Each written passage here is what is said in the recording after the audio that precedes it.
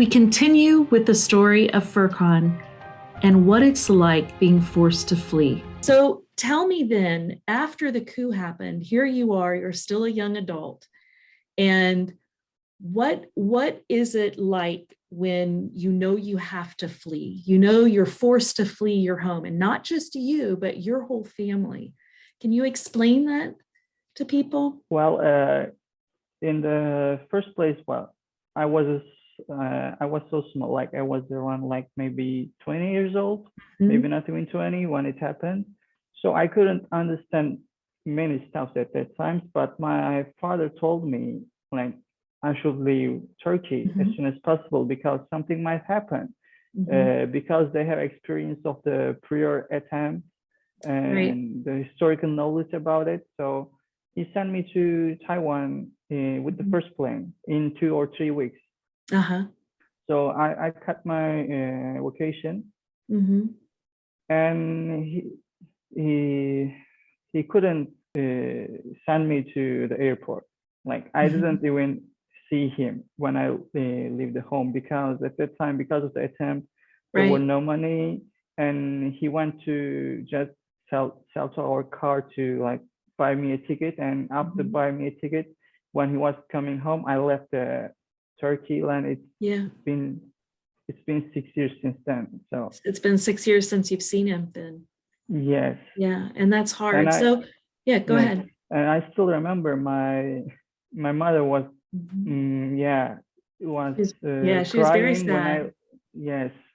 When I was leaving, she was crying, and I said, I will come back. Don't worry, I will come back. If not here in Turkey, we will meet everywhere, somewhere else. Right. And since then, it's been 6 years that I still couldn't meet with her too. Yeah, this whole coup attempt has really split families all over the world.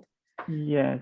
You know. Yes, that's actually the one of the problem. But the biggest problem is with the time goes on, you get used to it. Right. That's the worst part of it. You don't want to forget it. You don't want to leave this feeling because it leave a very deep mark in you. But because of the time, you start to forget it, and that's the worst part. Yes, that's the worst part for me. Like also, like I can say, like I was lucky to have not been in Turkey because I knew when it was September 2016 when I start to my freshman year in the university. One day I got a shocking news. My mother was on the phone. She was crying and telling me my father arrested and she don't know what to do. And all I could tell her was everything gonna be okay. Right. Try to comfort her. Yes,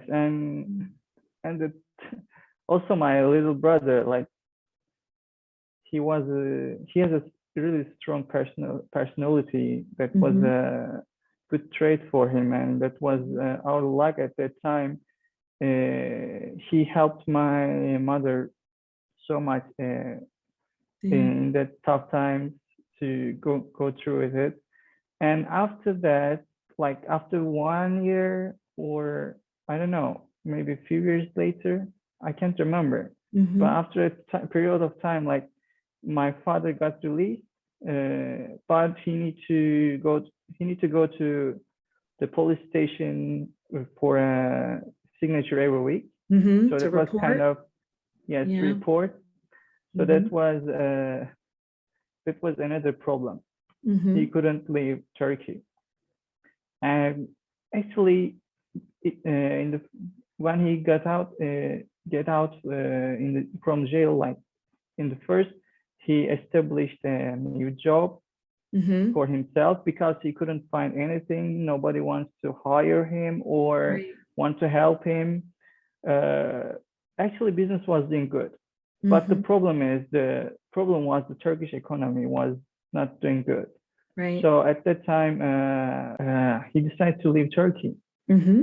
Yes, that was one of the many reasons, because he said, if I couldn't support you economically, Mm-hmm. what this is not my country. Like even if I can't Right. support my own son, and what am I doing here? He said, and Mm-hmm. he just left Turkey. He decided to Yeah. left Turkey, and my father, when first got into jail, like I was so sad and I was so shocked. I couldn't know. I Mm-hmm. didn't know what to do. Right. And also my tuition fee was coming at the time, like, and I was waiting money from Turkey, but I couldn't get it. And I couldn't know what's gonna happen, because I wouldn't be able to start at the school in the first time. Right. So I just go to the school office. I Yeah. told them everything happened, and Mm-hmm. luckily they were so friendly, and That's so they good. provided they Right. provided me a one-time scholarship for that semester, Yeah. which is helped me to start the university, Yeah. and that was good. After that, I start to work part-time jobs. I Mm-hmm. even I even work at night market. Have you ever Mm-hmm. heard about it? Night market, A and night market? it's No. no, What's the night market? it's a market open at 5 p.m. to like 1 or 2 a.m. Yeah. In Taiwan or in China, it's really famous. You go Okay. there with your friends, eat something, or play with some small games. Mm-hmm. It's kind of carnival, like small carnival Okay. area All but right. it's daily one.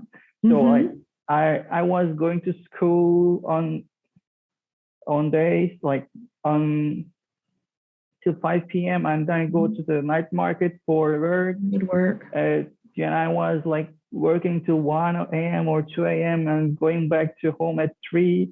I wake up at like 7, 8 a.m. and go back to school again and repeat it Yeah. again, repeat it and repeat. And that was kind of hard for me. Right. Yeah. I mean, But I when I can.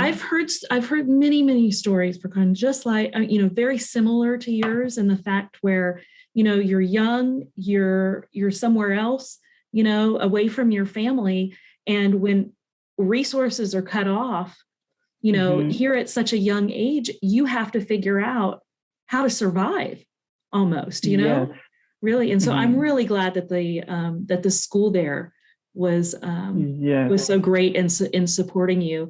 And you've had to do a lot.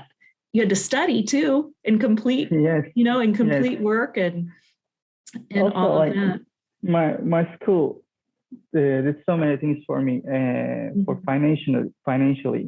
Like every semester, I applied for scholarship for for that semester, and Mhm. they just give it to me. Even my scores are not enough, they just Yeah, give it to that's me. Like great. I was so I'm so thankful for that. Hmm. But yes, Yeah, well, that that is was just great. cover for my tuition fee, not for my rent, for my daily Right, needs. right. So I still needed to work. Hmm. Hmm. I worked in many jobs. I can say I opened a stall in a night market once. You did. So you're Yeah. a business. You're not just studying law. You're also a businessman. What did you Uh, open? actually, I found a one Taiwanese lady here, which Hmm. once married a Turkish guy, Oh, and she said, "I know how to make it rice pudding, and I'm selling it, but I don't want to sell it myself." So tell me and my friend, do you want to sell it? And we said, hmm. okay, why not? And we start to open a stalls different areas in Taiwan. Hmm. So that was also my first experience Yeah. about how to do business. Yes, Hmm. That's and then great. yeah, That's great. that was good.